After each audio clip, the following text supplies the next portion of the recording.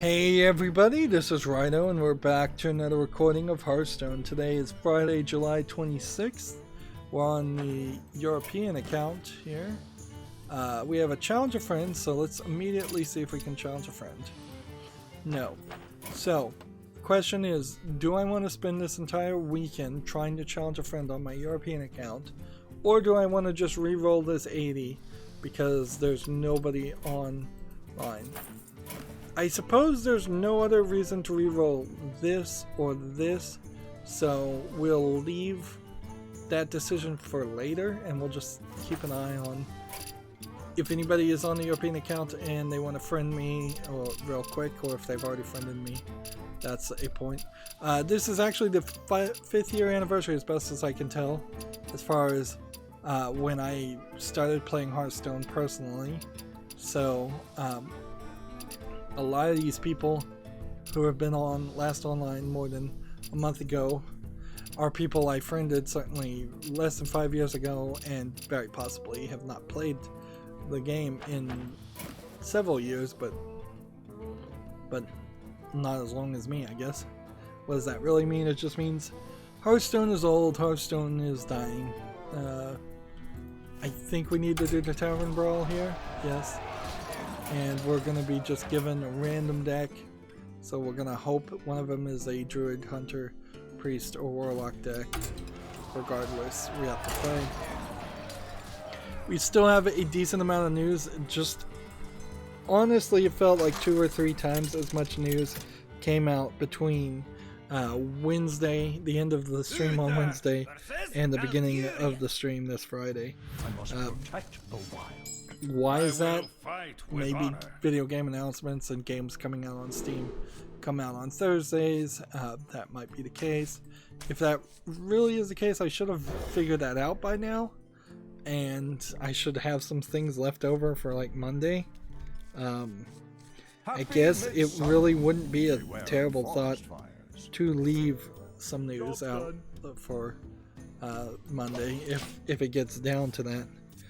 Although I don't know if it's really going to get down to that, because even if I get all the daily quests done, which I need to get all 3 of the daily quests done for each account, I still have like 2 victories I need to get on the Americas account.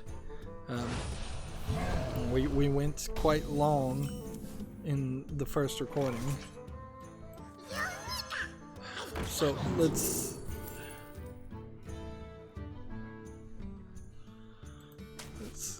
start with the news, I suppose. Gamatsu has an article. Hero Land Knowable Edition has been announced for North America. This is the only physical edition available at launch. I don't know what Hero Land is, per se. So why I specifically would want a physical edition with a bunch of swag, I don't know. Let's see. I'd like to know more about the game. It's an Xseed game, it's an RPG. That's pretty much all I can tell. If I was to guess, it's probably a tactical placement RPG game. Selling for $50, so it's not even at a full price. Reporting for duty.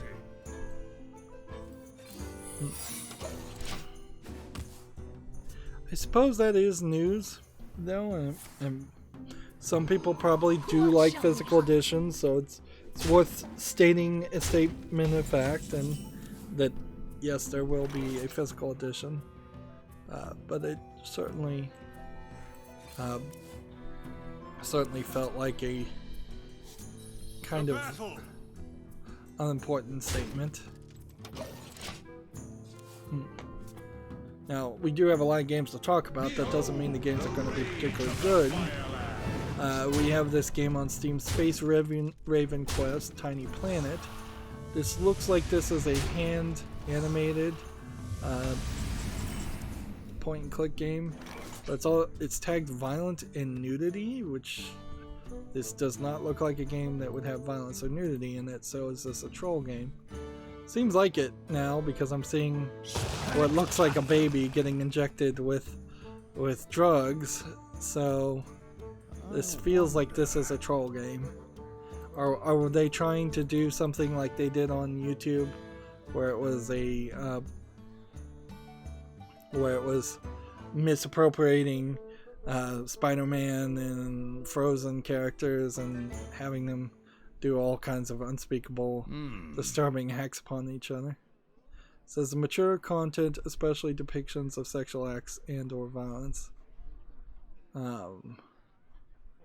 Yeah, this is a troll game, like one of those. Interesting. Interesting that it's allowed on Steam, because Steam, I guess, still has the same problem that YouTube does, in which it doesn't look at things before they're allowed on their storefronts. But we really haven't been seeing a lot of that. I will say, if my memory is correct, it does feel like that a considerable amount of troll games have been released. So somebody has spent some money. Somebody has spun up their troll factory. One might assume that it's Russian trolls, but it could be anybody, as far as Steam is concerned.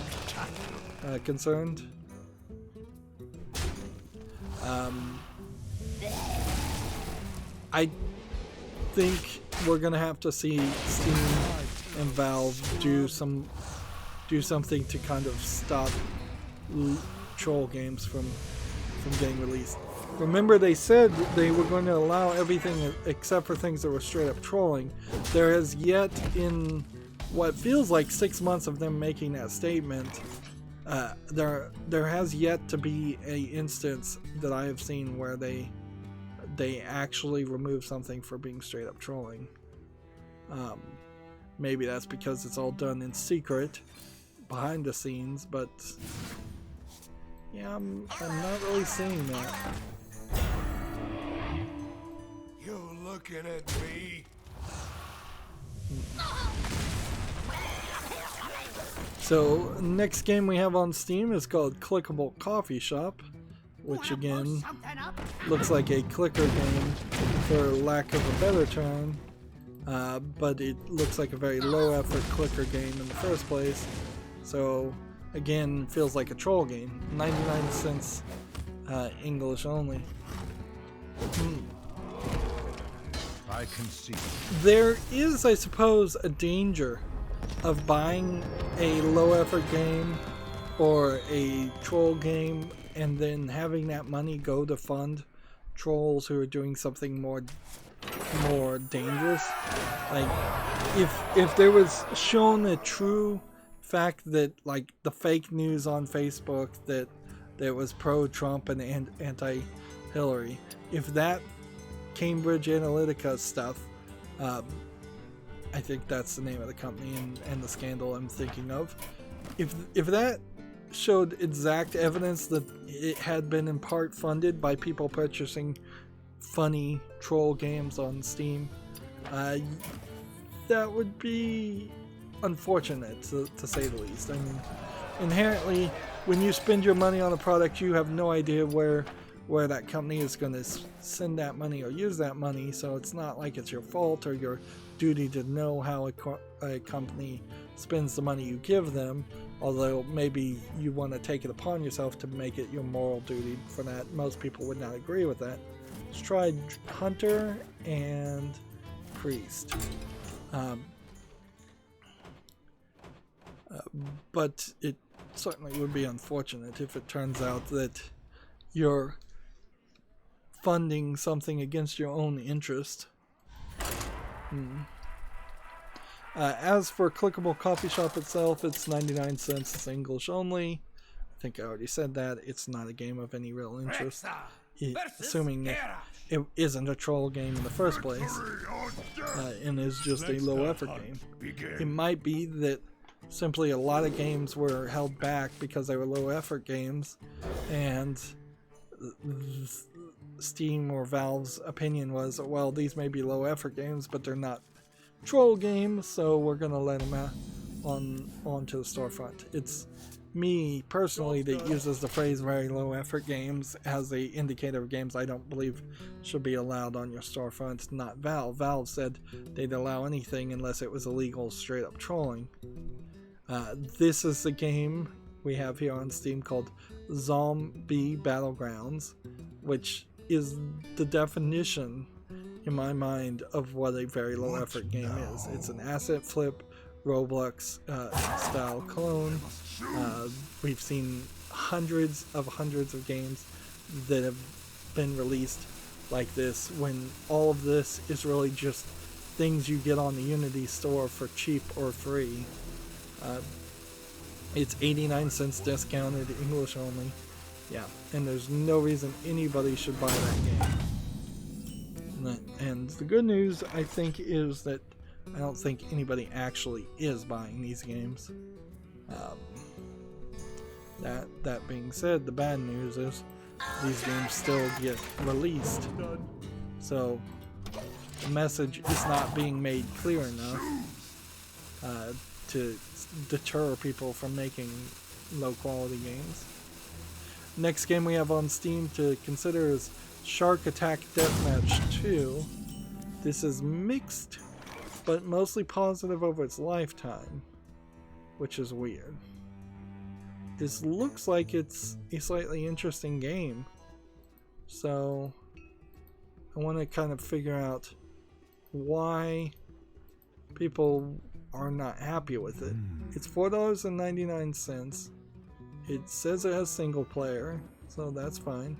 It's English, German, and Russian. Russian's a little bit of a red flag, but not much. So why are people not liking it? Dead game, no update since March 2017. No players in the game. Single player is boring. Alright. No. Is another very useless review. Alright. Draw neck. And then do this, I guess.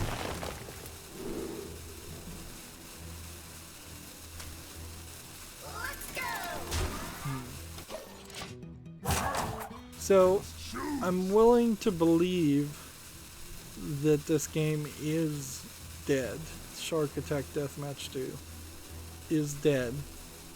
And then they just decided to put it out of early access, which is the only reason why I could see that it's being labeled as a new game.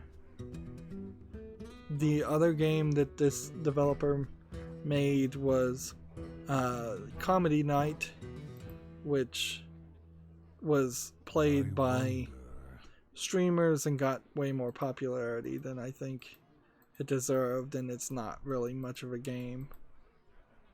And I think this is multiplayer only, so as soon as its fan base disappeared, I bet you couldn't find too many people online to play it. Full of items you can purchase too, which is really greedy for what the game is. Apparently Shark Attack Deathmatch 1 doesn't exist.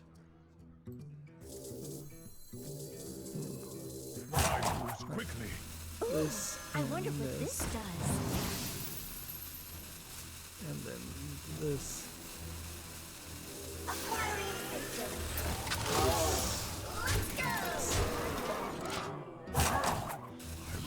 It's kind of a shame. Shark Attack does look visually appealing. That being said, I also do know that you really aren't going to have much of an experience here. A shark is going to attack you. You're going to be in a fight for your life against a shark attack. You might get attacked several times by a shark, but that's pretty much it. The best case scenario is that you somehow managed to make a boss rush style game that has 10 to 20 different levels of skilled sharks attacking you, and you're doing something along the lines of Punch-Out, fighting sharks with different kinds of weapons and such. And that's pretty much all it gets down to. It's really an example of a shark attack as a scene in a game set underwater in part is an interesting scene and scenario. It's an interesting boss fight, but it's not an interesting game alone on its own. Even in the game Raft, where you're constantly getting harassed by a shark, you're also constantly doing 3 or 4 other activities.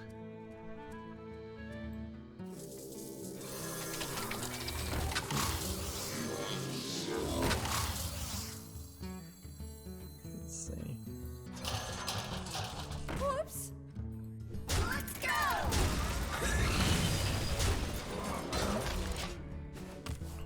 So yeah, Shark Attack is not making it to the fall list.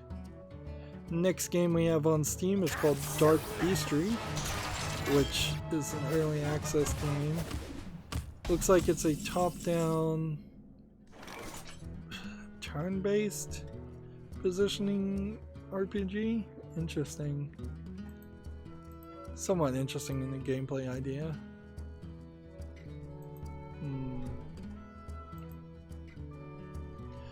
I'm in a position where I feel like I'd be a little too cruel if I didn't give this a follow, but I also feel like I might be a little bit too generous to give this a follow. It's $9.59. It's English and Russian, which is a red flag. Let's see what else this developer's made. Nothing. So I don't know. I really don't know. There might be something here, or there might not. So I'm gonna be generous and put it on the follow list. But I could also certainly understand if people are saying, why in the world am I even being that generous?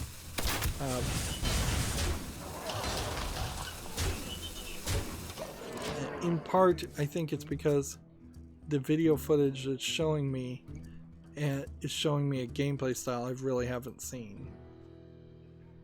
And I think that is intriguing me probably a little more than it should. But yeah, I'll give it a follow. Time for a master plan. Next, we have a game on Steam called Alien Kingdom. I can tell by this font I'm already not going to be interested in it. It has a horrible interface.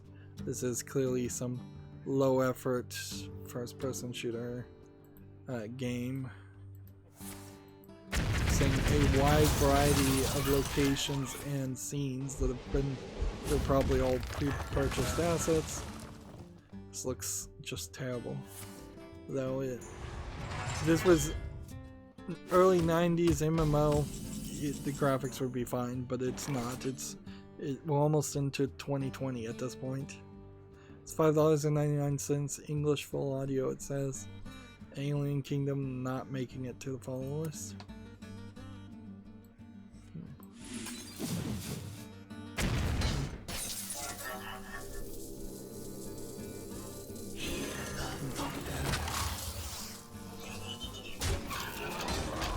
Here we go.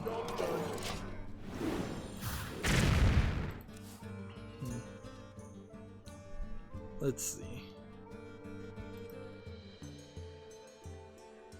Next, we have a game on Steam called Tetsumo Party, which seems to be a troll game, if I was to guess. It seems like it's a combination of hole in the wall and other micro games. Seems to be full 4-player local only.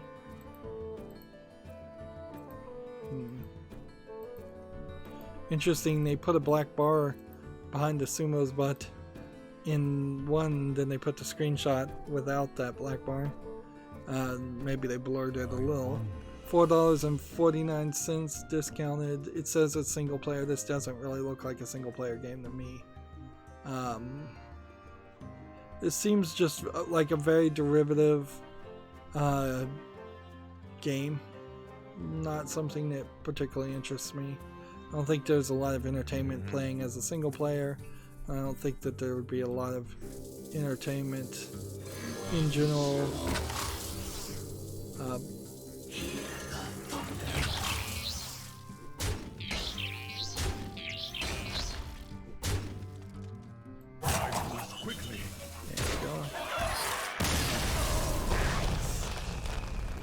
Yeah, even if you were playing with friends and playing 4-player in a game like that, the variety of the micro games seem to be 2. So that's not very good. Priest and Hunter is what we were going to try. Next we have a game on Steam called Scribble It, which I assume is something along the lines of Pictionaries. Is this all online as a game, or is this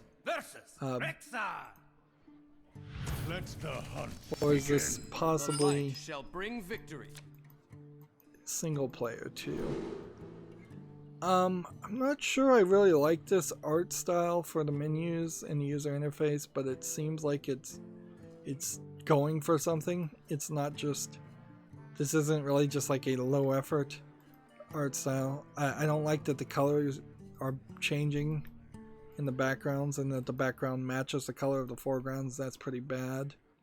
Early access, $7.99, multiplayer only, English only, end user license agreement for no reason. Yep, I don't think Scribble It's anything that would interest me, and you really do get down to the point where this isn't really an interface that you need if you're going to play Pictionary, which is all this is. You can play Pictionary easily with just a timer and a pen and paper. That's all you need. You don't need to make it digital. Doing an online digital version of Pictionary probably has been done by the people who own Pictionary for cell phones. So even that probably has been already done better. Yeah, Scribble It's not the kind of game that I need to cover. There really wouldn't be much to say about it anyways, because you're just gonna be reviewing Pictionary.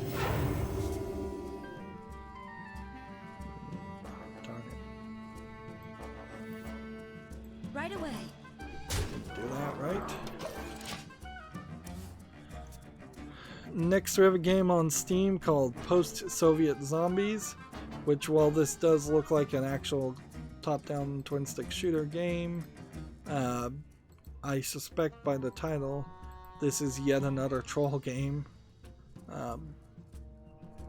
And even if it isn't, it is just kind of a generic top-down twin-stick shooter. It's $2.09 discounted, and it's English and Russian.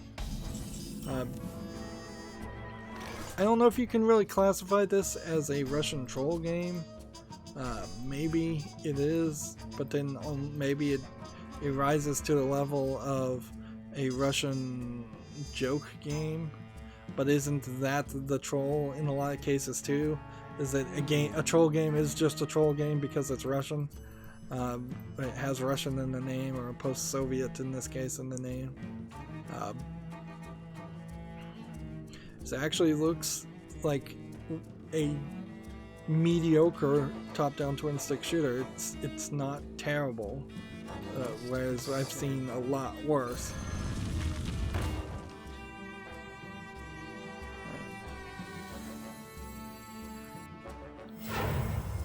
I just want some peace and quiet. So yeah, post-Soviet zombies though, not making it to the follow list.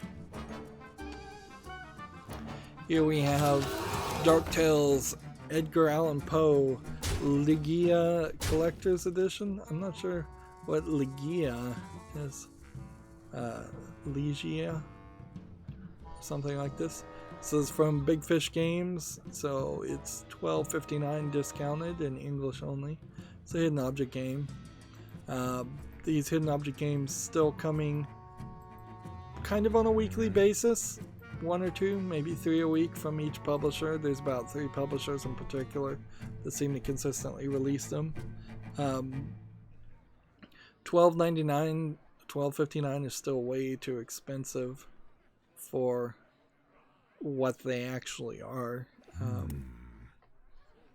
So I would like to see the price.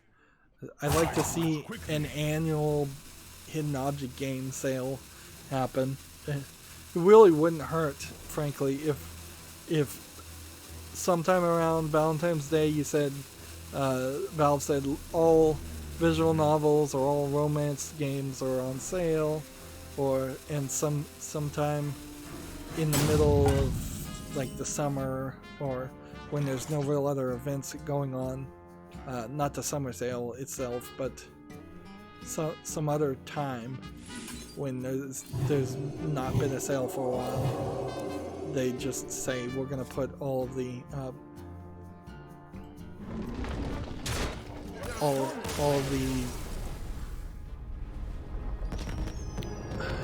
hidden object games on sale. Something really needs to happen to create more competition. Although it kind of is an example of how competition doesn't inherently, as much as it's preached that it does, competition doesn't inherently lower the price of products at all. There still has to be demand, and demand for a thing at a certain price lowers the price, not competition at a certain price lowering the price. Let the hunt begin. Let's see. Alright, moving on, we have a game on Steam here called Away from Earth Titan 2, which seems like it's kind of a low effort survival simulation game. Seems like from the video that I was watching, you mostly spend your time attaching these hoses and building buildings. This is discounted to 59 cents, and it's English and Turkish, which is an odd combination of languages, certainly, but certainly nothing here that interests me. Quickly. So yeah, that's not making it to the list. Right. Next we have a game on Steam here called Elinda Seus, which I don't recognize this as in any language, really. Seus? Like an old Latin, perhaps? El India Seus? Like, maybe Babylonian, like ancient Egyptian languages. Well, what this looks like is it's an RPG Maker game. Doesn't look terribly animated, and I am certainly a sucker for the anime thumbnails, so that interests me some small amount. But that's kind of it.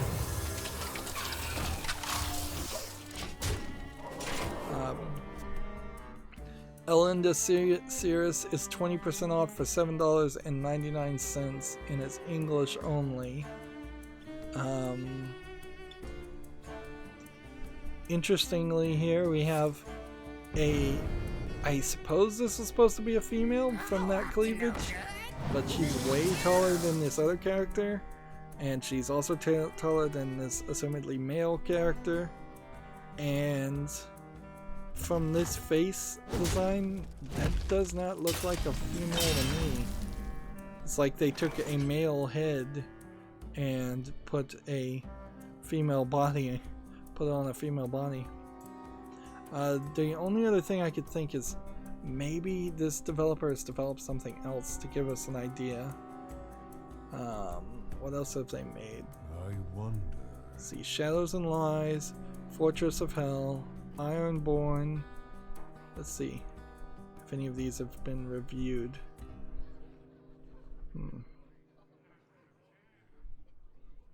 Let's see, The King's Heroes is mixed.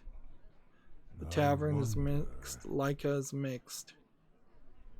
If anything has enough to be reviewed, it's mixed. This one, Opaline, is the only one on the first page that even has a good review. There's this game called Throne. Their best feet forward is what they should be putting on their developer page. And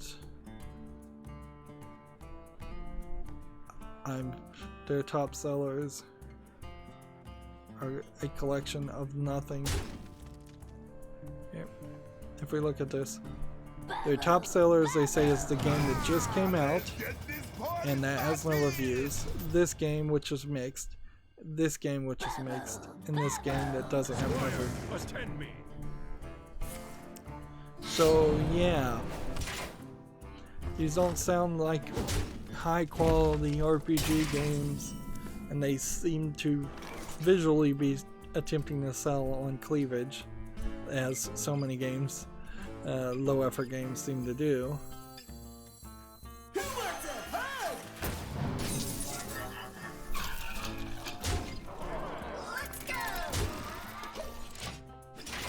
Moving on, we have a game on Steam called Pentagonal Saloon.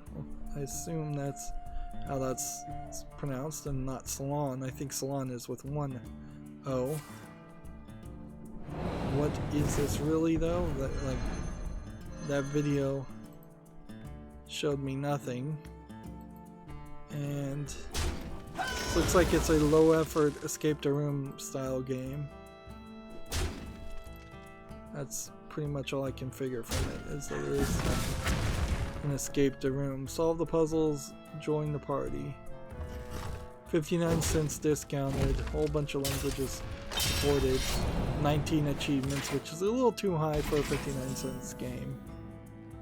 Yep. This is just an escape the room game. That's all it is.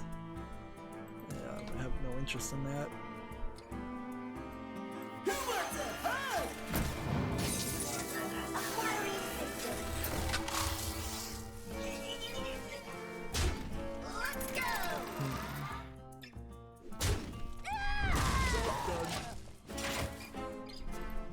Let's see. Next, we have a game on Steam called Nightwing Plus, which this looks like this is a Zelda-esque game, or something like that. Zelda dungeon style game. What else is there about this game?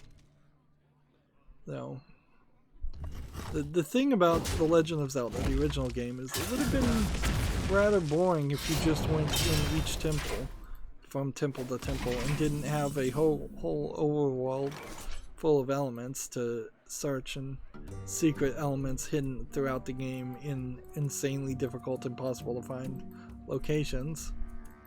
That nobody would have ever found them if it weren't for Nintendo Power. $5.39, 10% discount, whole bunch of languages, 22 achievements. I think this one deserves a follow though. There's enough visual polish and enough of what looks like an actual game here to see if people will purchase it and review it. I don't think I'm being too extremely generous with that.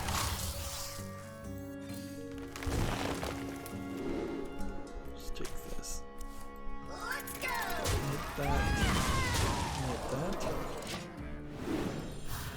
Still have a ton of tabs.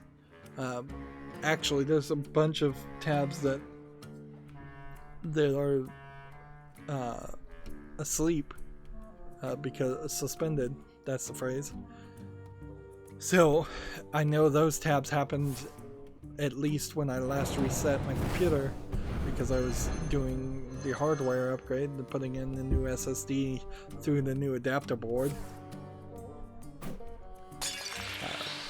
So yeah, there's a ton of news, and I feel like I'm losing steam here. Meanwhile, I'm actually winning, so there's something to be said about being happy about that.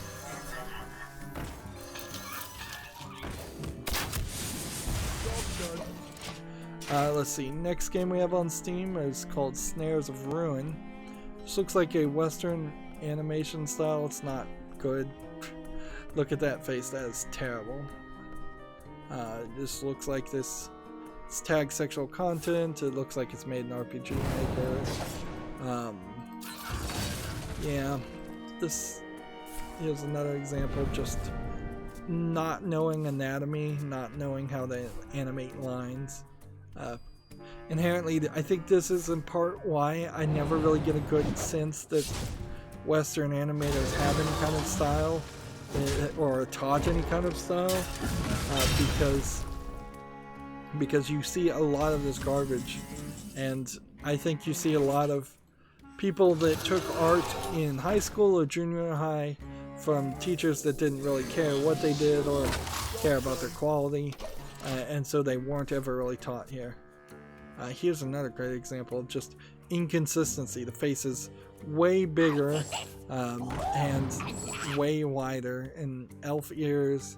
Are we dealing with elves in this game, or is this just somebody that has elf ears for no reason? I don't even know. I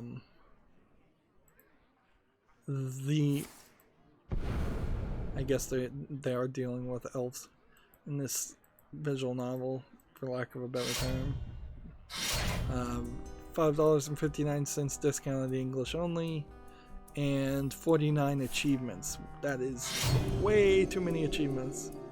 This is clearly an achievement game. Honestly, I think art teachers in the West should, for lack of a better option, just if they cannot think of anything better to teach and train towards, they should just have the focus in on what am I trying to say here? They should just focus in on that's something I'm doing here.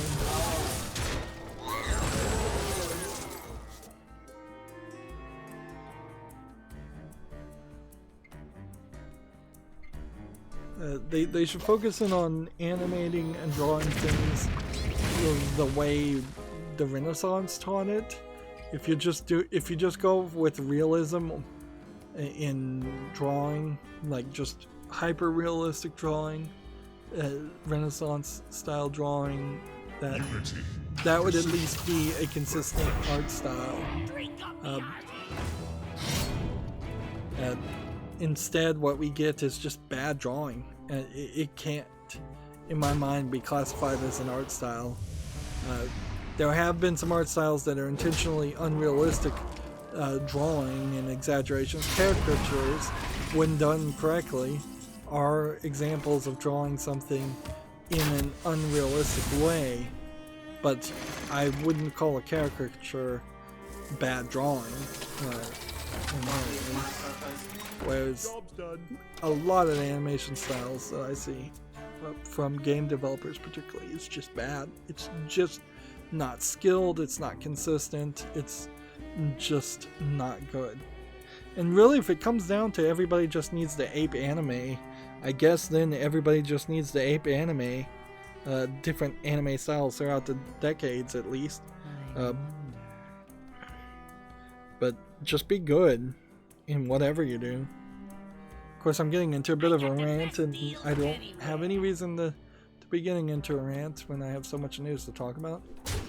Gamma Sutra has an article here. Get a job, Fox Next Games. HB Studios or more are hiring, so if you want to be a graphic designer / 2D production artist for Fox Next in Los Angeles, or if you want to be a gameplay network programmer for Build a Rocket Boy Games in Edinburgh, Scotland, or if you want to be a senior world builder for Cold Iron Studios in San Jose, California, or if you want to be a game programming instructor at CG Spectrum. I don't know what CG Spectrum is. That job is remote. Or if you want to be an experienced software engineer at HB Studios in Luxembourg, Halifax, Nova Scotia, Canada. Those jobs are all listed on Gamma Sutra this week.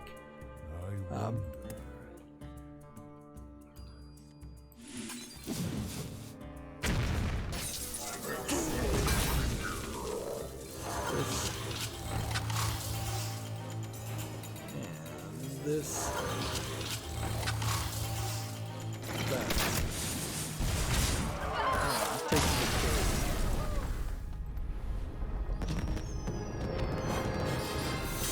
streak bonus, nice. We are close to the end of the month, so getting up in ranked is something we're looking for. We were also looking to see if anybody was going to play off screen. So I guess the point now is to ask the question. We've effectively made it halfway through here. Am I going to find a challenger friend on the European account today? Probably not. So let's just re-roll this. And then that allows me to play Hunter and get those two elements done. So let's keep on playing. I wanted to mention this tweet from Feral Interactive. We still have the terrible new Twitter, which I'm getting used to. They have Feral Interactive as a porter developer has brought Lego DC Villains to macOS coming July 30th. Let the hunt begin. What's interesting about that is Lego DC Supervillains has been on Windows PC and all the consoles for a considerable amount of time. I'd say at least a year. It's rather ridiculous to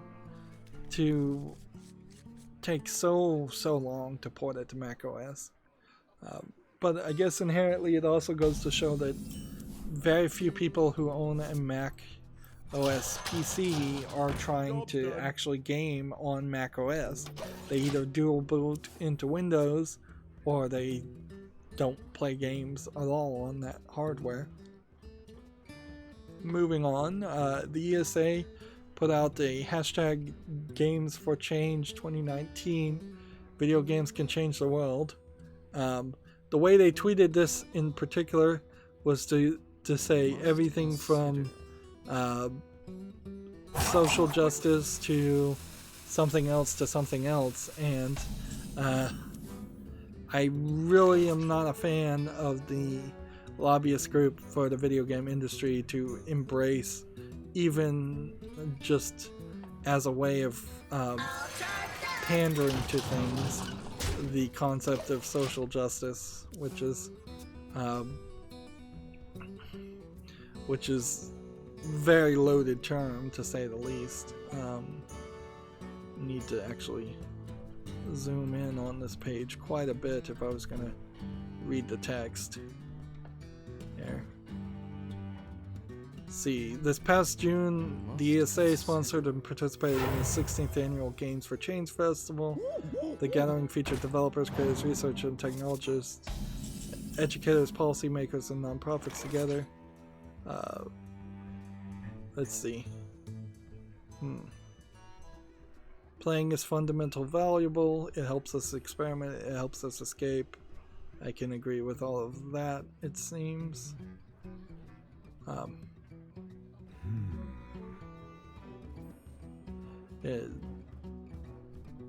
Ubisoft Canada CEO discusses issues like diversity and education in the video game industry.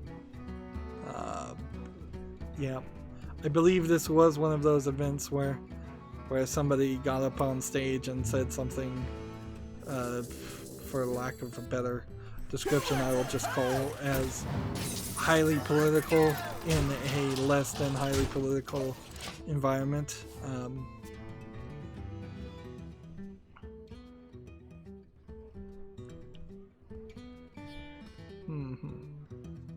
This article itself, as it was written, does not say social justice in it at all. It just mentions that the Ubisoft Canada CEOs talked about diversity in education, which, talking about diversity in education in the video game industry is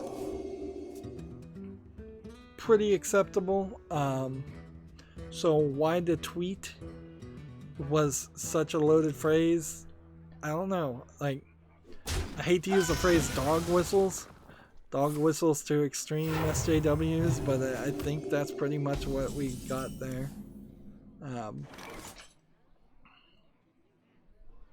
Let's see if we can actually go to their Twitter profile so that I can show I'm not just dreaming this and making this Unity, up. precision, perfection. It's rather important for your lobbyist group, the group that's supposed to represent the video game industry in the best of lights always, to not misspeak. Certainly.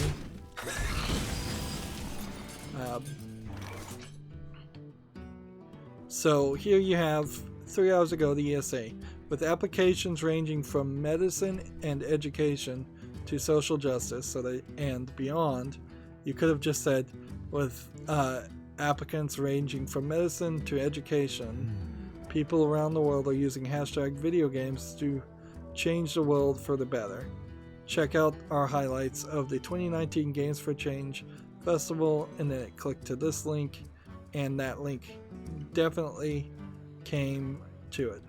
Now, I'm not going to come over here and make any statement on the picture they chose here, or this video, but you can look at the people that are being presented, and you can make your own decisions on whether that was a valid selection of people who work in the video game industry and a accurate representation of people in general.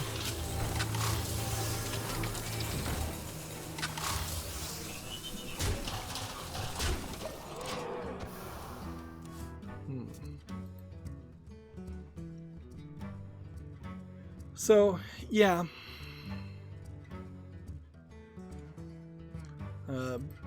Gotta be careful there. In a very similar way, it's important to mention that the Anti-Defamation League sampled about 1,000 people, how much of a random sample that really was, and they came up with some numbers that people like Kotaku will certainly use to say that well, I heard the claim was 75% of all gamers are toxic gamers, and 25% of all gamers are white supremacists.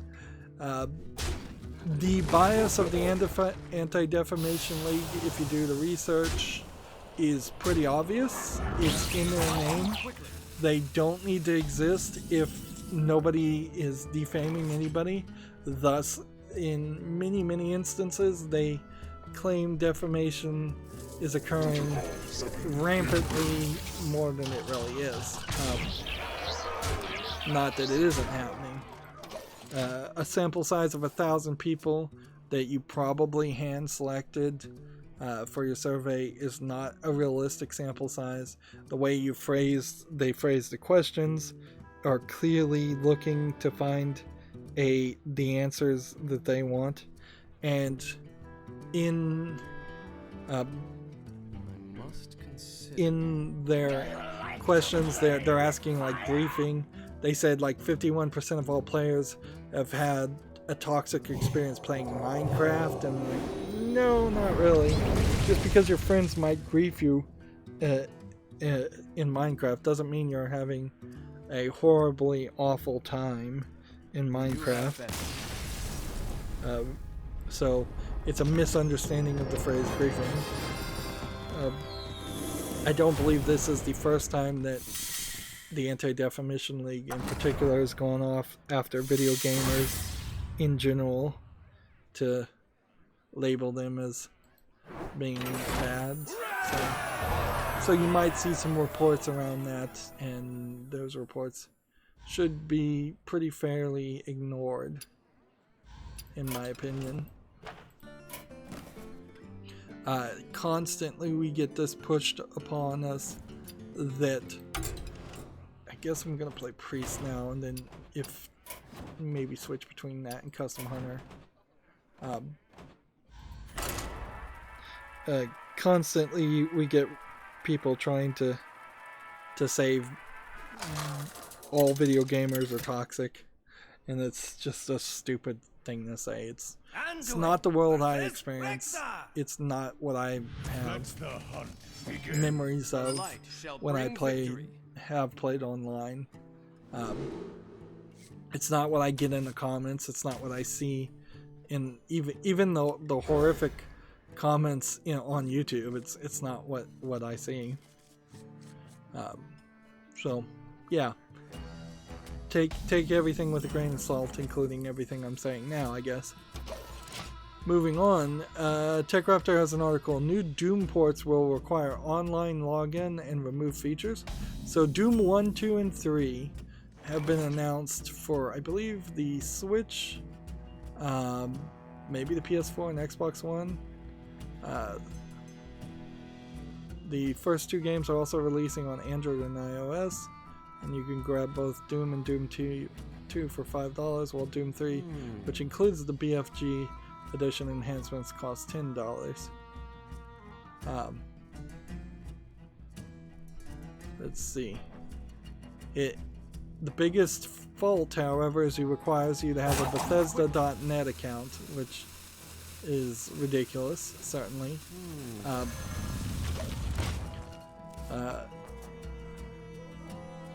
It's really ridiculous because none of these ports have online multiplayer or other network features. I guess Doom and Doom 2 do have online network ability, but they're not gonna work like that. They would just work out of the box without a Bethesda.net account.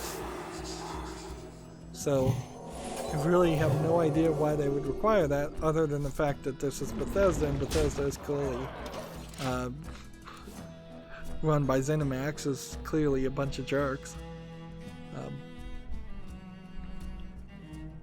And it also, Doom 2 will be missing the XBLA port of Doom, which contained a bonus campaign, No Rest for the Living. Content is missing from the new version, and now only available in Doom 3 BFG edition. Those have previously purchased the game for Xbox 360 and PS3 don't get a discount or free downloads for the newer versions either. Inherently, I don't think you'd want to play Doom on anything but a PC. But if you don't have that as an option, you're kind of just out of luck.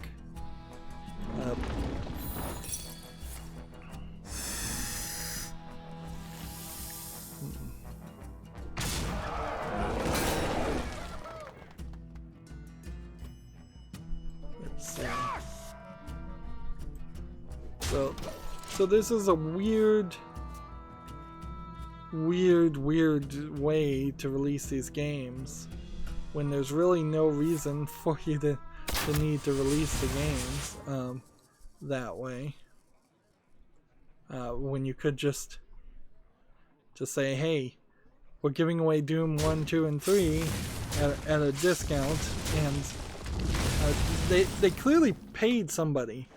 That's the weird part, is that they paid somebody to program the new versions of Doom to have that requirement, just so they could get more people to sign up to their account. That's ridiculous, and it's certainly not going to build any good feelings between the fan base and Bethesda, or Blizzard, or not Blizzard, but id Software. So yeah, I don't know what you really take from that. Beyond that is just a very odd decision made in what I can only assume is a cynical cash, not even a cash grab, it's just email grab. They just want your email. Meanwhile, Doom Eternal is supposed to be coming out. People are supposed to be super hyped and excited with that, and clearly the only reason you're releasing these new games, these new versions of the games, is to hype people up for Doom Eternal. If you put that middle step in there, if you require people to if you're requiring people to sign in with a Bethesda.net account, you've ruined the hype you were trying to build. And there'll be no way to ever prove it, but I wouldn't be surprised if you actually see lesser sales from Doom Eternal due to this event, this just bad advertising. Meanwhile, if you want to play Doom 1 or 2 or 3, you could probably pretty easily download them for free on an illegal site. It's not like those games have not been out there many times. And while I don't have Doom 3 BFG edition on Steam, I have Doom 1 and 2, so I did spotlight them and look at them. Also, though, those games make me motion sick, so that's another consideration to keep in mind. Is I don't know how many people actually would play Doom 1 or 2 all the way through. Moving on, Gametsu has an article here. Obake Doro launches August 1 in Japan. It is a tag-based multiplayer game. So it looks like it's kind of a horror-themed tag game. Let's see how this plays, because that's weird. And is it Switch only? Seems like it's Switch only.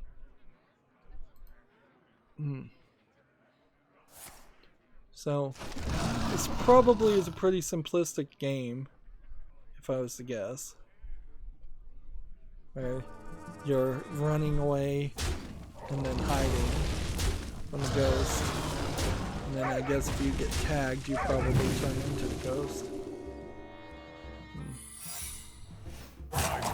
So when you grab them, maybe you just play as the ghost the whole time. Well, for the simple concept of playing tag, this seems like this works. Seems like they actually tried a level of coolness and interesting design around it. Seems like there's some mechanics you can do to actually defeat the guy. And possibly free your friends.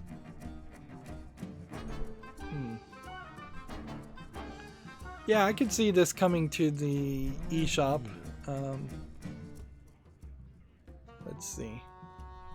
They plan to release it to North America and Europe the same day at a price of $20. That's pretty expensive for a tag-based game, though. And inherently, I think there is something to be said about, well,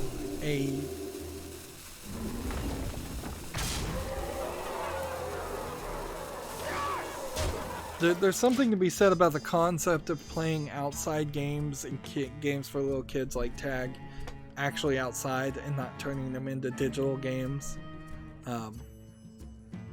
So while the concept seems to have been done relatively well, I'm not sure how many kids really want to play tag in a digital format.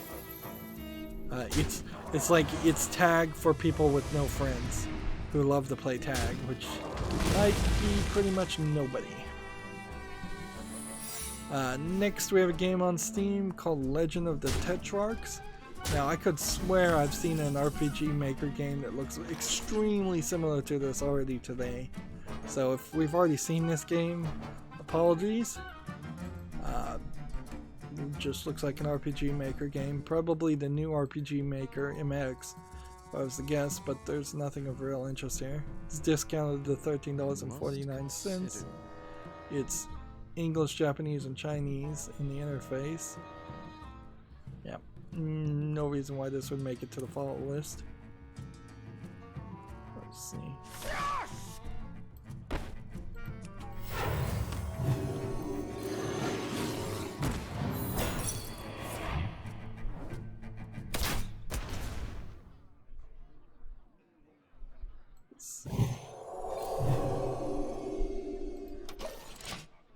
all I can do is try and play cards and hope that that's... I think that might be all I'm trying to do anyways, is playing... No, I'm trying to get victories with the priest, not play cards. Let's see. Next game we have on Steam is called Magnetic Daydream. This looks like this might be just a low effort asset flip game. Very surreal looking. Having a magnet in the middle of the screen taking up half your screen the whole time is clearly bad design. Meanwhile, you've got a screenshot where the sun is in your eyes the whole time. Nothing else on the screen to indicate a timer or a score or anything like that. I don't believe there's even a video here. Okay, here's a video. Let's see. What is this a video? It seems to be a video, but it is not playing like a video. This is $6.29 discounted, English only. This clearly, from what they're showing, does not impress enough to justify $6.29. So that's not making it to the follow list. And I'm losing over here. Still have a ton of games to cover. Here we have a game called Japopocalyptica and then a bunch of Russian symbols. This, I think, almost certainly is a Russian troll game. From what I would guess from the name. That video showed me absolutely nothing. All we see here is just some terribly drawn characters and what looks like a visual novel. English is not supported, 84 cents discounted, Russian only. So why is the description written in English when it's in Russian only as far as all of that? Yeah, weird Russian troll. Oddly, a Russian troll game that doesn't even really seem like it's targeted towards people outside of Russia. Which that might be the reason for a lot of Russian troll games too. I always take it from the perspective of somebody in the United States that they're trying to troll Westerners, but it might very well be just a case of that trolls are trolling other Russian people. Russian trolls are trolling Russian people. Next we have a game on Steam called Agent of Love, which is tagged sexual content. This looks like this is probably a visual novel, guy on guy dating scenario. No, it's guy on girl, but it's definitely from the female gaze perspective. So yeah, this is free to play. It's English only. Doesn't particularly interest me, but if it catches your eye, I guess you can try it. There's in-app purchases, which is weird for what I would call as a visual novel, so let's be careful of that. This animation doesn't look terrible, but I suspect a lot of this is just pre-bought stuff. Well, because it's free to play, I don't really need to cover it, but if it catches someone else's eye. Let's see, what are we trying to do here? Mute.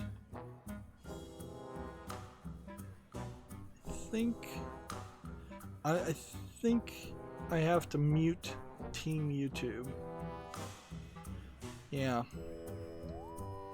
I tried with the new Twitter to block just their retweets, which is not really the problem now. Twitter seems to have drastically changed its emphasis, and so now if somebody tweets to a service like Team YouTube,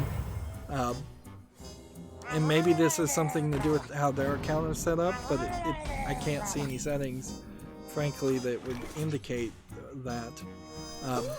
I wonder what this does. anytime anybody complains about an issue on their YouTube channel to @Team YouTube, I'm seeing their response. So it makes my Twitter feed incredibly flooded with 3, 4, 5, 6, 7, 8, 9, 10 conversations that are super specific to that one person's YouTube channel, when really all I wanted to see from YouTube is just kind of general comments and updates. So I want to see when they say, oh yes, we've changed our rules again, or we're enforcing things differently, or the service is down right now, which very rarely happens on YouTube. So since that's not what the new Twitter is letting me see, I'm gonna have to just mute them and try and use Twitter the way it is until there's some new service to replace Twitter, which certainly there might be that coming along since of this big change. Moving on, we have a game on Steam here called Pew Pew Defense Puzzle Defense. This is basically Arkanoid clone. It doesn't look very visually interesting. Early access, 99 cents, English only. It seems like maybe you have some different kinds of weapons you can shoot from. So it's a little bit like missile defense and Arkanoid combined, but still not something I'm interested in.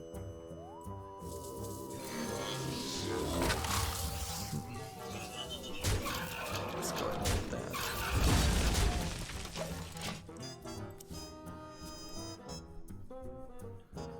Let's see. Gamma Sutra has an article here. Facebook is migrating instant games away from Messenger. Facebook is in the process of moving instant games away from Messenger to create a more central gaming experience. I don't know if anybody actually played any of these instant games. As somebody who never even used Facebook Messenger, I'm certainly not one to work with that, to know.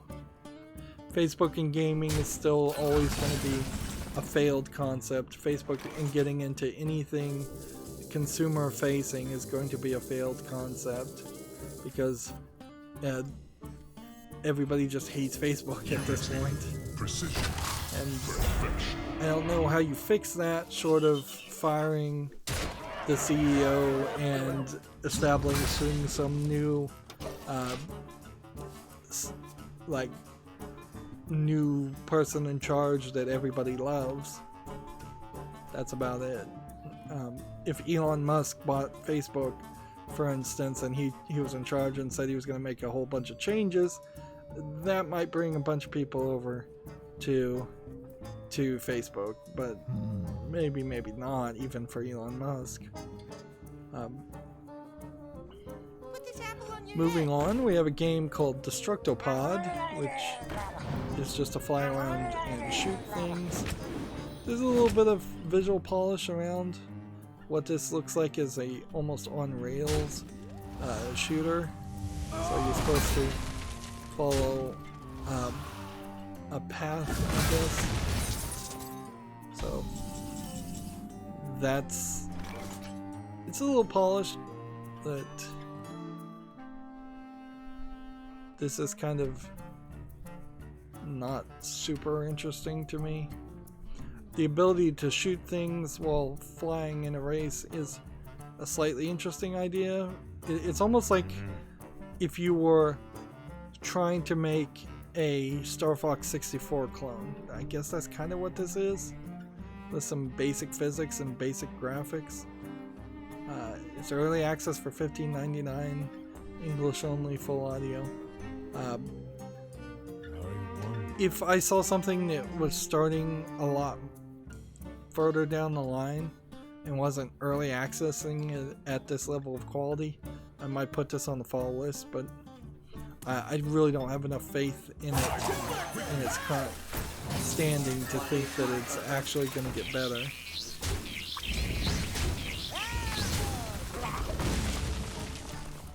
So throwing caution to the wind, Destructopod can be removed from the follow list.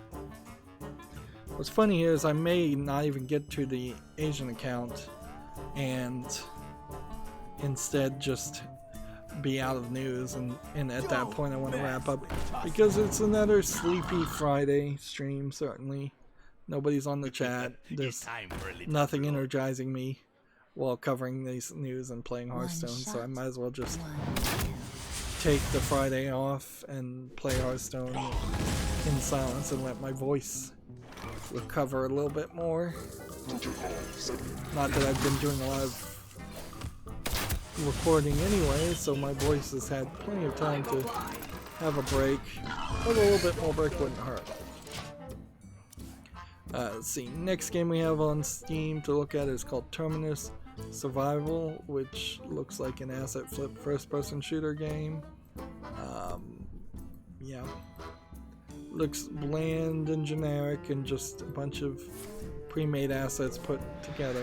Early access for $18.99, English only. Yeah, there's nothing here that makes me think that's going to succeed. Let's see. Gamma Sutra has an article here. Shell Games has received $900,000 from History Maker VR from a government for History Maker VR. They're making a game called History Maker VR from a government grant. It's from the Department of Education to expand its VR app History Maker VR into a robust immersive learning tool. So I've never heard of History Maker VR, but apparently the Department of Education, U.S. Department of Education, thinks that it's a good app worth playing,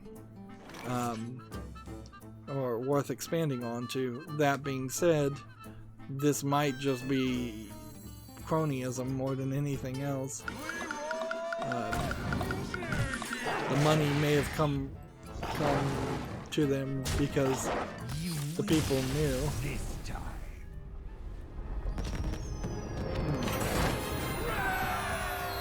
Cards played didn't match the select deck.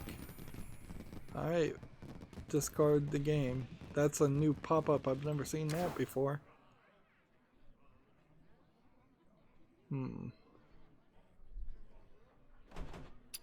Alright. So I got a victory there, but was that what I was even trying to do? No, I'm trying to play hunter cards and I don't have any hunter cards. So I should be playing basically priest and warlock. Try a ranked zoo warlock. Let me see if History Maker VR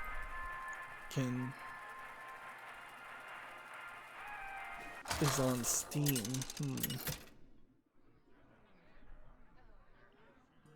Doesn't seem like it's on Steam from that front page. Forest fights back.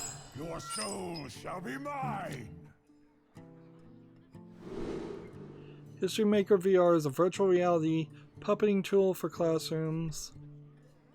It is in this IES SBIR Phase 1 proof of concept. Students are able to select historical figures and use a puppet and record themselves as that person. Jeez.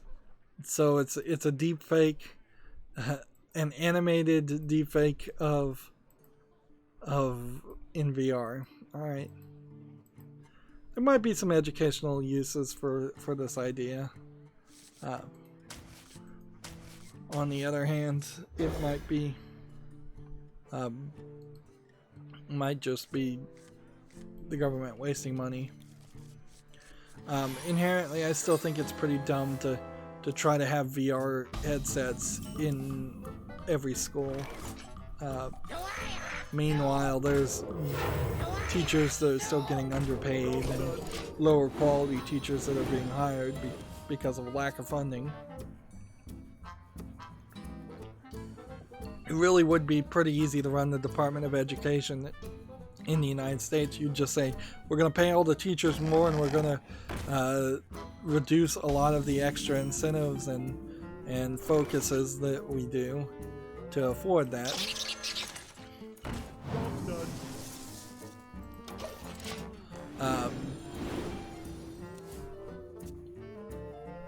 Gamma Sutra has an article here. Discord declutters its sidebar by adding a drag and drop server folders.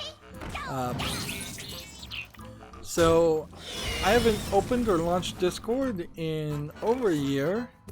I think people still use Discord kind of in the same way that they would use Skype, but I have no use for it and no interest in it, frankly.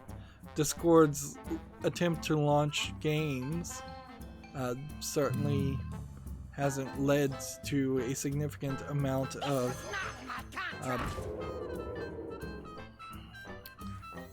it really hasn't added to a significant amount of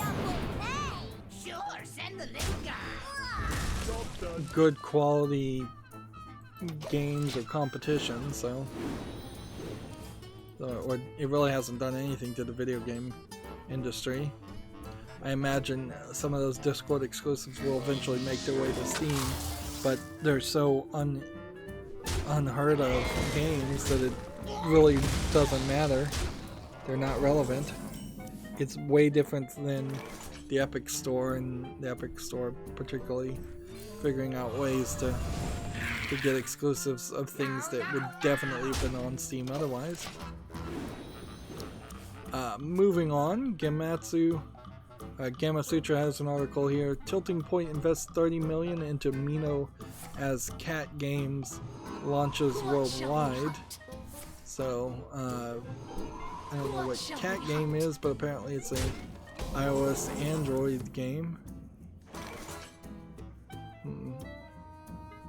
This is one of these articles that is probably written by Tilting Point or Mino as a way of promoting their own success, or the fact that they've gotten that investment, when really, by most people's standards, it's not actually news.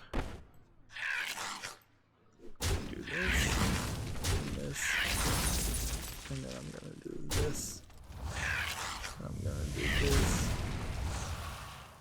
and then I'm going to. I'm gonna, I guess, do this.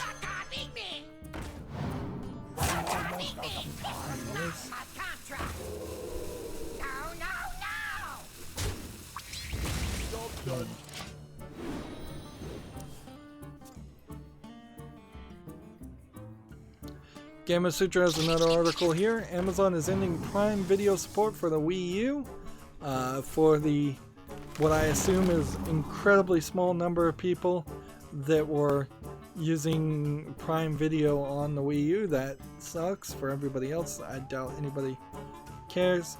I will say that on my smart TV, which is just like a Vizio that's probably pretty old, I probably got it a little old and refurbished even when I got it, because I was just looking for a cheap small TV that was smart. Prime Video does not work very well at all. It crashes all the time. It has a terrible interface to fast forward and scan through a video show. That might be Prime Video in general, but it is nowhere as good of an experience as even watching Netflix on the exact same TV. So, yeah, it's not terrible, but it's definitely not great either.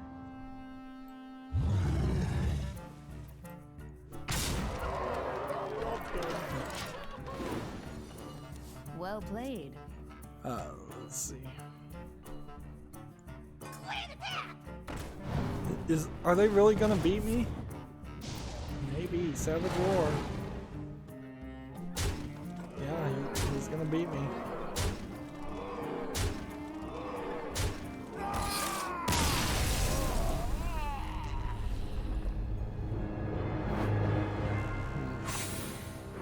Should I be playing ranked now, or should I just move over to to playing casual. I think we need to move over to casual just to speed the process along. Gamer Sutra has an article here. Microsoft details content first Xbox One dashboard redesign. The Xbox One dashboard is being redesigned. Since I never bought an Xbox One, I don't know what the old dashboard looked like. A redesign might be useful, might not be. The way this looks certainly feels like there's a lot of dead space around in different areas where something could be done with that. Maybe, maybe not. I heard that they were going to be removing Cortana from it. Yeah, another noteworthy change is the removal of Cortana. You'll no longer be able to talk to the virtual assistant through the headset. Let's see, instead you access this by using the Xbox skill for Cortana on iOS, Android, or Windows devices. Which that's pretty typical for Microsoft to try something and then it not succeed and then them give up on something else. Inherently, and I say that phrase way too often, I need to... Job's done. In my mind, the thing you want for a Microsoft or any video game dashboard is to just launch it and immediately be able to jump into the game. So I kind of don't really even want a dashboard. I just want you to turn it on and it launch directly into the game first and just be on that game, the game that's in the disc or the game you last played if you played something digitally, and at that point I'd like it to maybe press a button and go back to a menu and select different games, but I want it to be fast and not something designed to just advertise to you other services and other things. And same is true if you were using like a Netflix app or something on Xbox One. When I launch the Xbox next time, I just want it on that Netflix app. I want it just to continue. People don't want to go back to their desktop on their computer. They want to stay in the activity that they were doing before, or return to the activity that they were doing before. Is someone injured? Moving on, TechRaptor has an article. Epic Games Store's next two free games are Alan Wake and For Honor. Getting For Honor for free, I don't think it's particularly useful at all, because there's still a ton of DLC and elements. So the version of Alan Wake includes 2 special episodes called The Signal and the Rider, as well as features graphical options such as higher aspect ratios and key binding. For Honor is the other free title. This ongoing multiplayer features several different factions players take to roll this. It includes a single player story. Currently For Honor is in Year 3, Season 3, with a new playable character coming out August 1st. So, yeah, I'm not really sure how much of For Honor you're getting for that.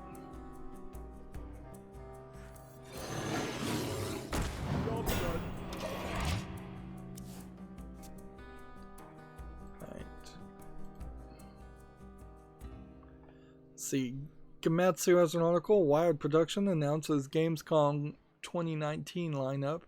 3 new titles to be announced.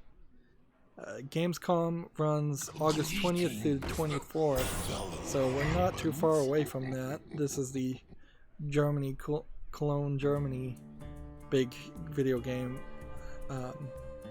presentations. Although, frankly, Gamescom last year seemed pretty small, and I don't know if it's going to be pretty big ever again.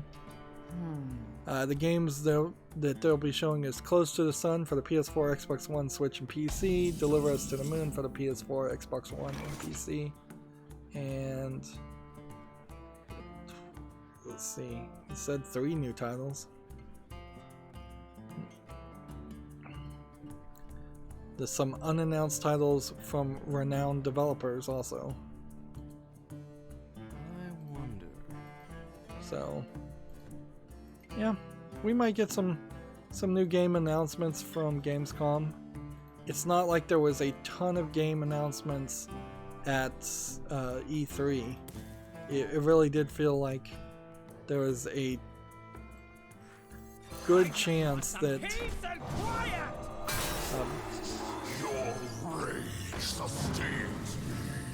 that there was a rather good chance that there was not as much of a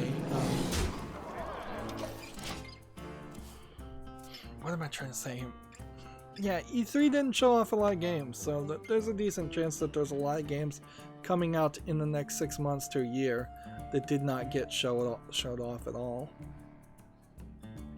Here's an example on Steam of a game that clearly could have been announced at E3 and didn't. So here we have 60 Seconds Reatomized. Now I recently played and covered this. It looks like the daughter has to pee in this video. They don't move and they're not animated in the original game at all. So it's a upgrade patch type game now. Like, I think I got the upgrade for free. I don't think that there's a hugely significant difference though. You have 60 seconds at the beginning to collect a bunch of items, and then you're given a bunch of scenarios to try and survive. I can see by some of these pictures that are being shown, there are some new scenarios, certainly, but there was way too few scenarios before, and the maintenance, frankly, of this game was never very good. I didn't find that they had continuously added content. So if the updated version of this added content that they should have been dripping out for years, that's nice and all, but it doesn't, I think, drastically change the gameplay mechanic. This game has always been way too expensive for what it is. It's $8.49 discounted, and if you bundle it with their other game, that's a consideration too.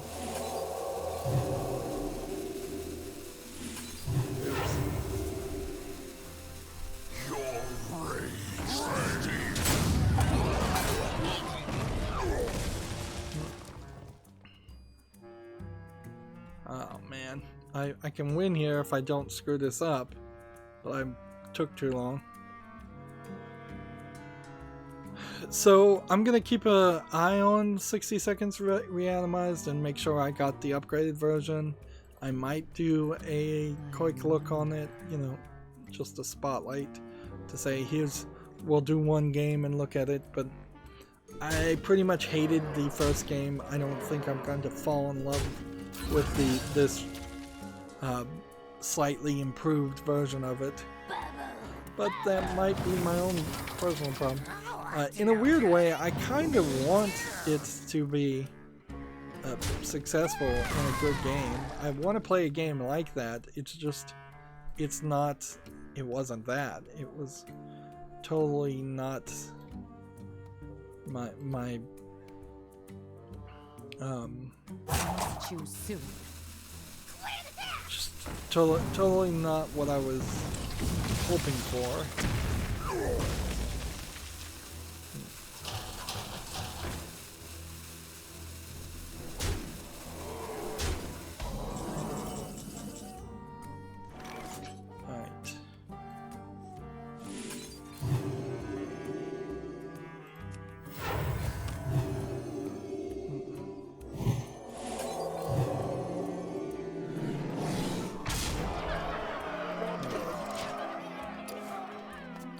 This next game we have on Steam is called Anime Artist, and I'm going to let you see this one screenshot, and that's pretty much all I can show. Because it's tagged with nudity, and some of the screenshots are definitely showing characters in states of undress. It's described as a casual puzzle game that allows you to sketch, color, and collect anime artworks while you're ready. This isn't like a jigsaw puzzle game from the looks of it. I don't know what it really is though, because you are seeing anime characters that are what I would assume would have been in like a visual novel element. Each character is being shown in the video trailer with a name, so they named every character. This isn't just we stole a bunch of anime characters from some DeviantArt page or anything like that. The art style seems consistent. Your soul shall be But I mine. don't know how this game works.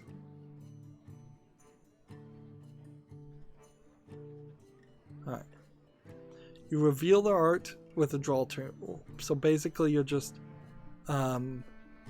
you have a draw tool, and then you just scrub the draw tool over the image, and then you switch to the color tools and match the colors and scrub over it. And then you have like an erase tool to erase clothing.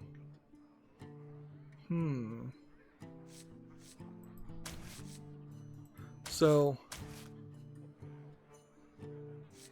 effectively what you're doing as a gameplay for anime artist is you go like this. This is what you're doing with the draw tool over the pretending like you're drawing. Then you switch to the color tool and switch to a color, and then you go like this. Then you switch to a different color and you go like this. And you just keep on doing that, and it reveals images.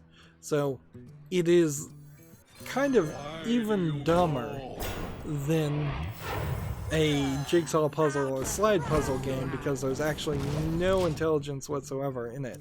You're just pretending and simulating like you're drawing things to get these naked anime characters, anime girls.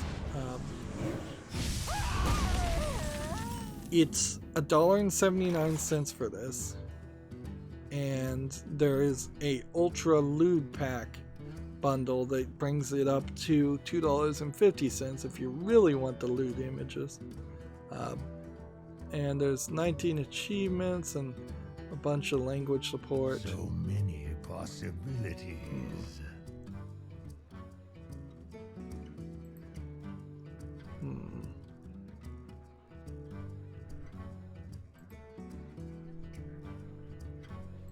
Almost out of time.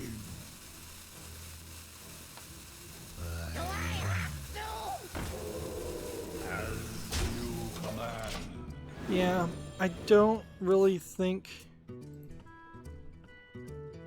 think there's really anything more I can say about Anime Artist, and I don't think it really deserves to be on the follow list. It's just a pencil tool, a brush tool, a rubber tool as an eraser tool, and more. Games contains content not appropriate for all ages, may not be appropriate for viewing at work, nudity, general mature content. I have to applaud them, I guess, because they've done the art style. They've done a good job visually here. You know what they're selling. They're not doing a low effort, a lewd game. So, you know what? I'm gonna give this game. Here, we'll show how the game plays. In this small portion of the video is YouTube family friendly. So you just scrub back and forth, and then you get the right color and scrub back and forth and back and forth.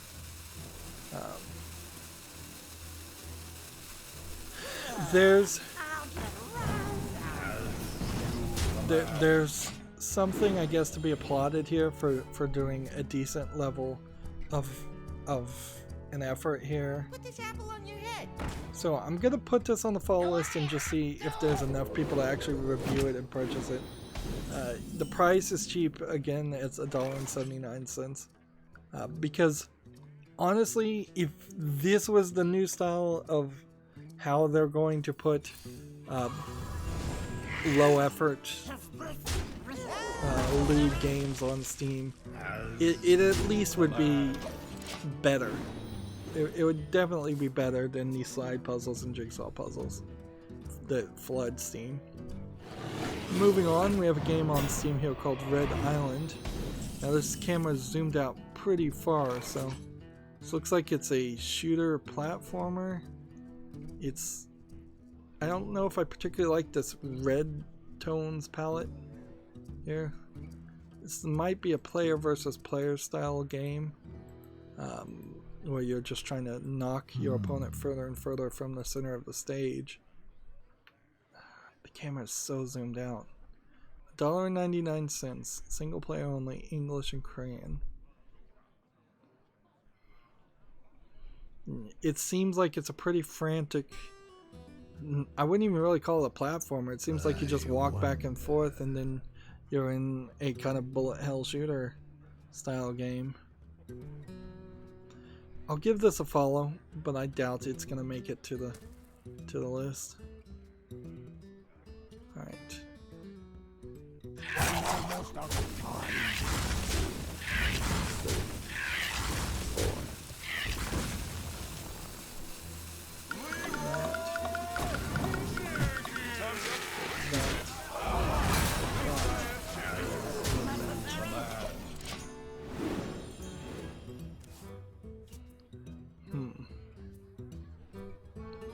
See, next game we have on Steam is called Far Realm: The Prince of Winds. This looks like a 1980s game, like Final Fantasy V or something in PS2 graphics. This looks just horrible visually. This says it came out in 2019. So visually objectionable. Even if there was a gameplay mechanic in this or something that interested me in the story, I'd never want to play it. $19.99, English only. Yeah, that's definitely not making it to the follow list. Actually, I kind of want to just hurry up here and just be done with today's streaming.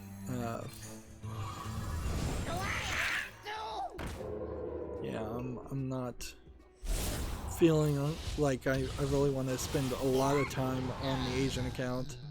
And instead, I think I'm going to just have to spend a ridiculous amount of time for the rest of the day getting all the daily quests done. Like, how all the daily quests built up like this is probably my fault. I probably should have gotten more of them done on Wednesday and Monday, and I let them build up. But also we have a ton of news, so we have more daily quests than even a large amount of news, which is a problem.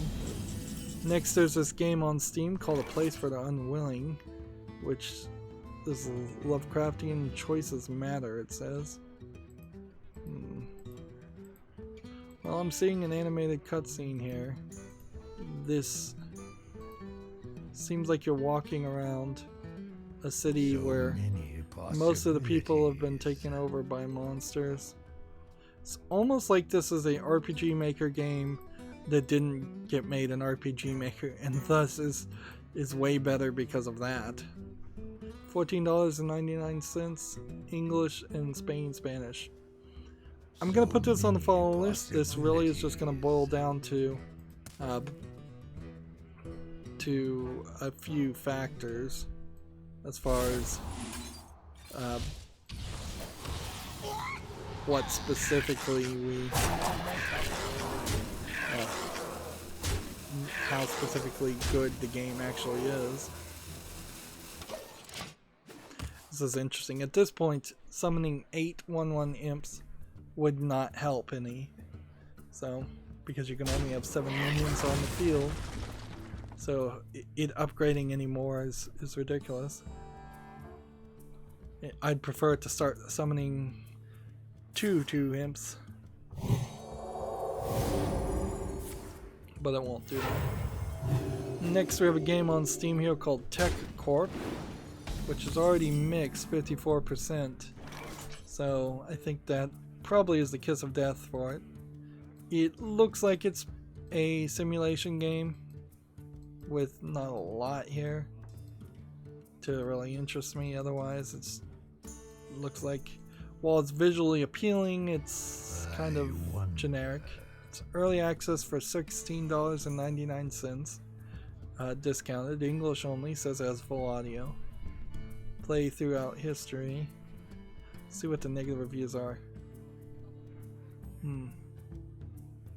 Just finished playing the game. I've been playing non-stop for 5 hours, and I could have had a massive problem with the product. If this much, it has so much potential, but think it is still not ready to be released.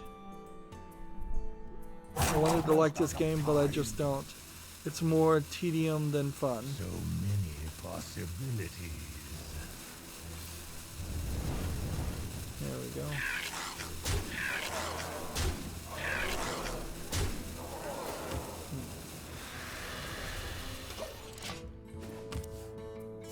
So, yeah.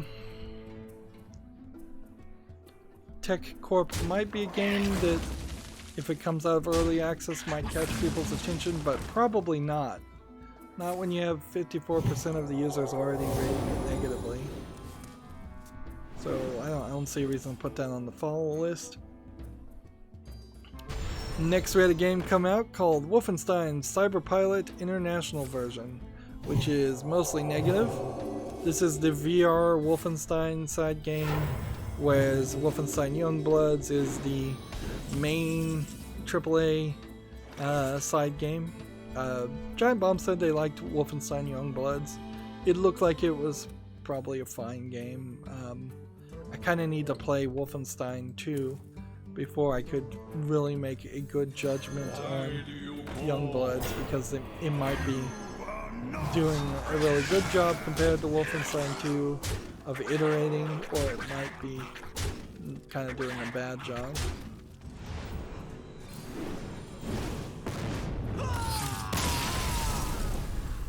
So I find it very interesting that the VR required game, Wolfenstein Cyberpilot International version in particular, is $19.99.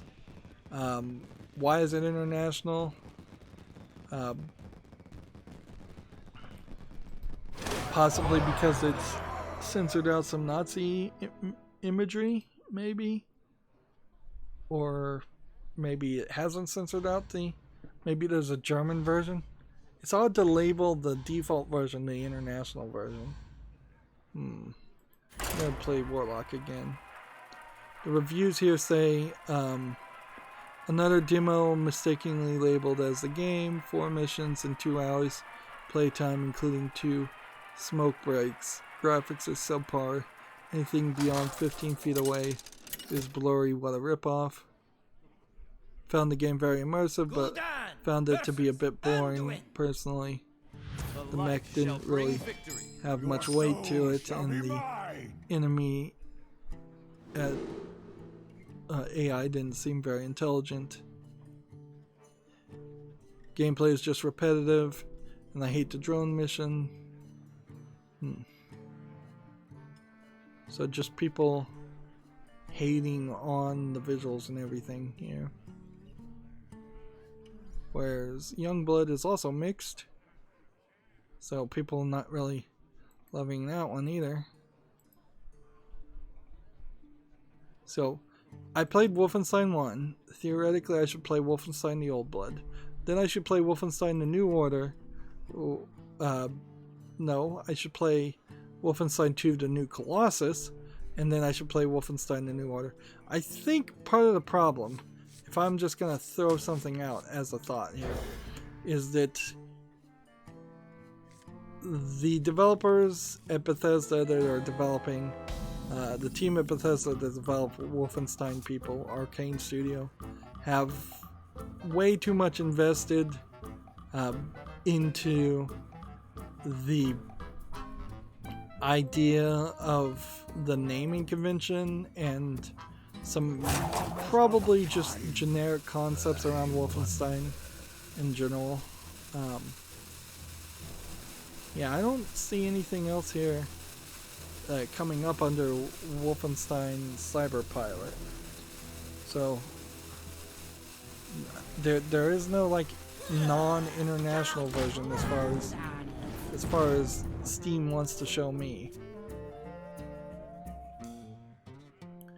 So as for my interest here, I was really never going to play the VR side game in a series that has 3 side games or 2 side games now. Yeah, the order here is just crazy. Let's assume that you don't really need to play Wolfenstein 3D or Return to Castle Wolfenstein and ignore all the DLC. The play order here is to play Wolfenstein 1, which I don't even see listed here,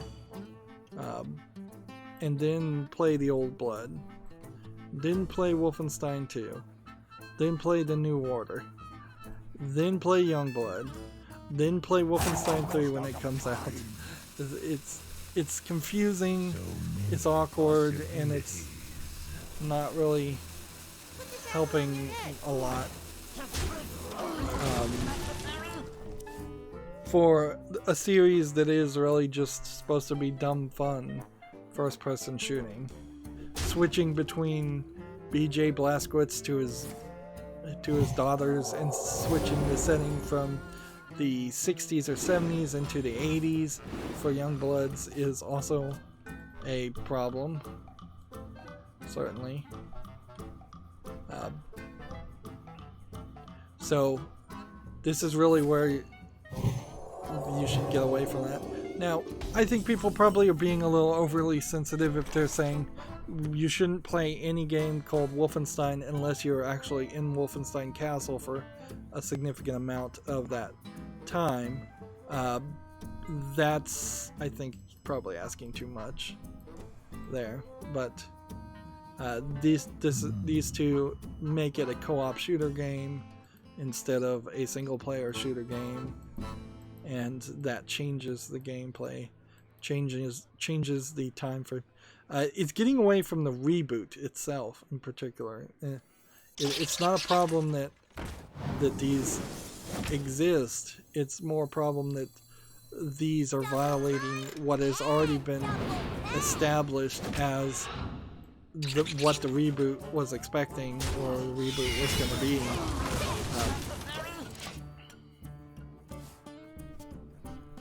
And see, I don't think it would help much if you had a Youngblood 2 come out, a Youngblood 3 come out, and they just tried to make a trilogy off the spin-off of a trilogy. Why do you call? Let's see.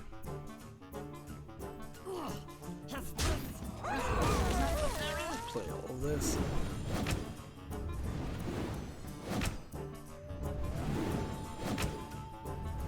Come on, hit him. Got it. So, looking at Wolfenstein Youngblood, we have Denuvo Anti-Tamper, third-party Bethesda.net account, again, that's going to irritate people, and third-party EULA. So they've got the whole trifecta of treating your customers like dirt.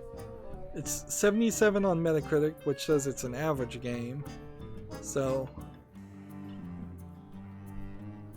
let's see. Here, first, most helpful review. After 3 hours, I can only quote another player from here. Why add RPG/looter shooter mechanics into an excellent first-person shooter game? Just why? And expected Wolfenstein, got Nazi Borderlands instead. And for solo players, this is not the Wolfenstein you are looking for. So, expected Wolfenstein, got Borderlands instead. game just forces you to play with someone. Playing alone sucks. It really sucks. Alright, let's go ahead and attack. And do this. And then this. Do that. That. Not fast enough. Darn it.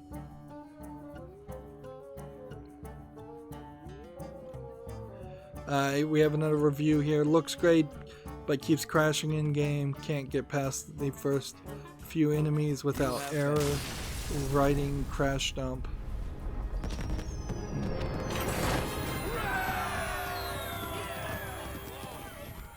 After 4 hours of gameplay, the game definitely feels more like a loot shooter than a Wolfenstein game.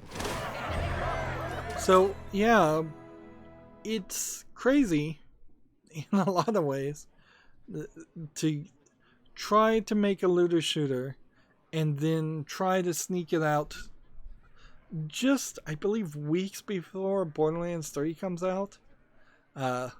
This isn't going to be a case of Battleborn accidentally getting overshadowed by Overwatch.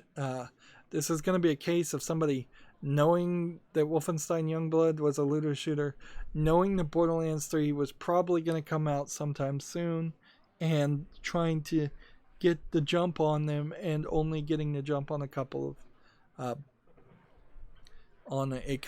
of weeks. Meanwhile, people are not liking it at all. So for my case, I think I still am somewhat going down the Wolfenstein track. So I'm going to put this on the follow list, but I don't know. I might just jump off the rails with Wolfenstein in general and just say, forget it.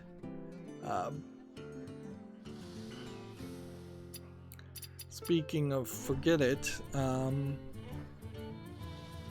we are really late here, and there's probably plenty of more things to do. So I think I'm going to make another recording. So let's wrap up here. Let's go over to the Asian account. Maybe we'll get lucky and get all the daily quests done for the Asian account today, but honestly, it looks like there's going to be a daily quest left over that I'm going to have to do for every account.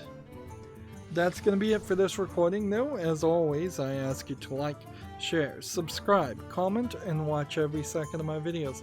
If you want to friend or follow me on any social media sites, there's a whole bunch of links down below in the description box. And if you want to support me even further, there's a link to Patreon, or you can friend me on Steam and gift me a game off my wishlist. Thank you for watching. Have a good evening.